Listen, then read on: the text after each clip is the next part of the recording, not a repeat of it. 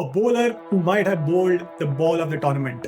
A discussion around how a rain delay causes so much momentum shift even without the overs getting deducted. And are we looking at a Rishabh Pant comeback? All of this in today's episode of the 23rd Yard Club Cricket Podcast.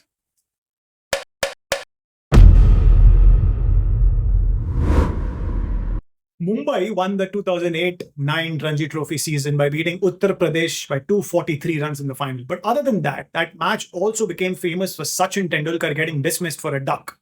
It was Tendulkar's only duck in Ranji Trophy cricket, and the bowler was Bhuvaneshwar Kumar, who went on to make his international debut in a couple of years after that. Bhuvi has often admitted that it was that Tendulkar dismissal that became a turning point in his career.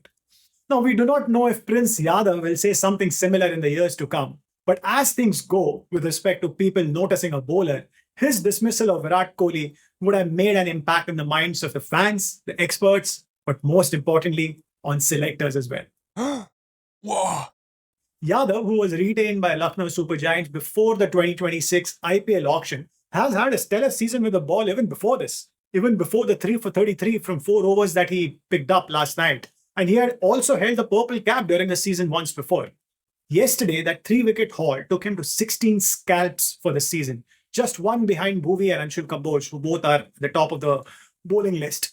But the rest of the 15 wickets this season might not have caused as much ripple in the cricketing circles as one of Kohli would have done. Not only did it break the back of the RCB innings, and not only did it get Kohli out for a duck, it was a delivery itself that has become the talk of the town. For one, it left the great batter flummoxed. No way. The previous ball, which was Kohli's first of the innings, was one that swung away from him and the batter very carefully, very watchfully defended it. Even on the second ball, Kohli was being watchful. He was not being ultra-aggressive, knowing that there was something in the pitch for the seamers at the start. The ball was angling in and all of the seam of that delivery looked to have been sucked out by the time it landed. Kohli tried to defend at the line of the ball, but at the 11th hour, those last couple of milliseconds before it would have met the center of Kohli's bat, the ball snaked in and beat his inside edge, and it was timber. The broadcaster later showed that it had swung about 1.5 degrees, enough to surprise Kohli. He looked very shocked after getting out. But this wasn't even immediately after it pitched, but as I said earlier, at the very end of the ball trajectory. For sheer context, quality of batter, and what it did, this could well rank as one of the balls of the tournament, if not the ball of the tournament. Prince Yadav would go on to back figures of 3 for 33 from 4, as I said, but it was a near 11 run and over chase, and I'm quite sure the adjudicators would have had a tough time judging who to give the man of the match award, Mitch Marsh for his 56 ball 111 or Yadav for a terrifying spell like this. Also, can we sense an India cap coming up for him soon enough? The Duckworth-Lewis turn method adjusts targets if overs are lost for any reason. But if we do have a start-stop game, but no overs are lost, despite that, it does not come into play. Even if it means that the start-stop nature of the innings leads to a drop in rhythm and momentum in the innings, as was the case yesterday. Yesterday, we lost 1 over to rain, but even that was after an hour of rain stoppages. Had it rained for about 10 minutes lesser, we would have probably had the full game, full 20 overs, and no scores would have been adjusted according to the DLS method. That does not mean that the breaks did not have an effect or an impact on the scoring. Momentum was broken on several occasions in the Mitch Marsh innings, and at one point, it did look like they would end up falling short of what they could have gotten to earlier. Marsh had just hit Romario Shepherd for 20 runs in the 14 overs after Krunal Pandya had given 10 in the previous one. So that's 30 runs in the 13th and the 14th over, and then it suddenly rained. They were back after 37 minutes of that rain delay. Of the next 11 balls following the resumption, LSG managed to score a mere 14 runs as Marsh tried to get back into that groove, which was a far cry from the 30 that they had made of the previous 12 balls before the run break. Now, this loss of momentum could have proved costly.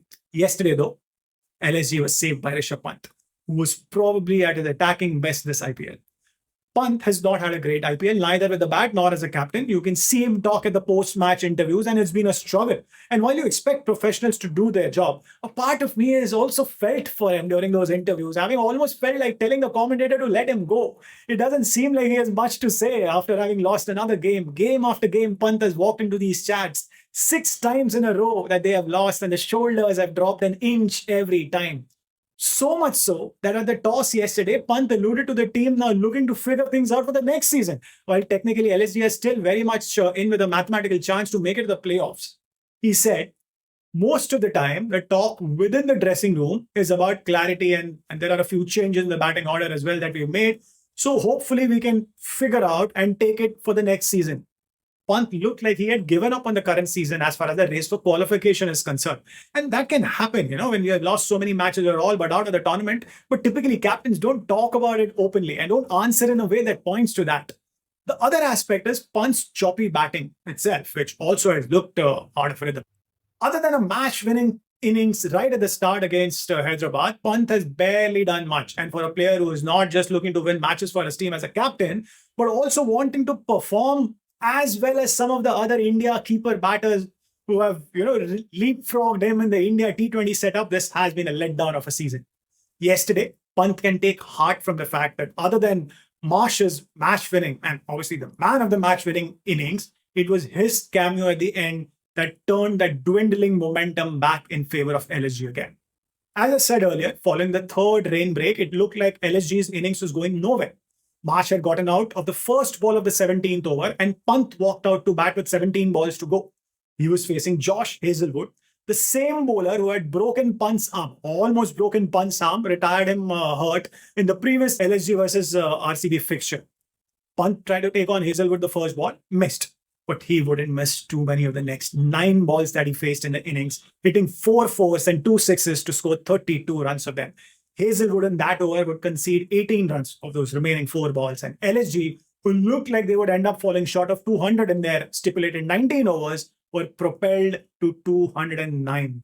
Pant had turned the game on his head, with LSG eventually winning by a laser-thin margin of 9 runs. Now, there were a few factors which obviously helped LSG win the game. This wasn't just about the Pant finish. Marsh's brutal hitting at the start set the foundation that has been so missing from their batting. Bangalore not being able to get their lengths right, especially someone like a Suyash Sharma, which then forced Patidar to bowl Romario for an over that went for a further 20 runs. And Razik Salam obviously bowling too short at times at Marsh. And then obviously in the manner in which Shami and Prince Yadav got stuck into the RCB batters at the start. But on a personal level, Pant will grab this batting turnaround with both hands. And he might even want to consider a finishing role for himself in a team that has Marsh, Markram, and Puran, who can all bat at the top of the innings and bat well at that. So that's that from me. And for this episode, obviously, where do you stand with respect to Pant's batting number? And what do you make of Prince Yadav's chances of making the Indian team in this format, that is? Let me know in the comments below. Would be great to have a conversation started. Till the next one, bye-bye.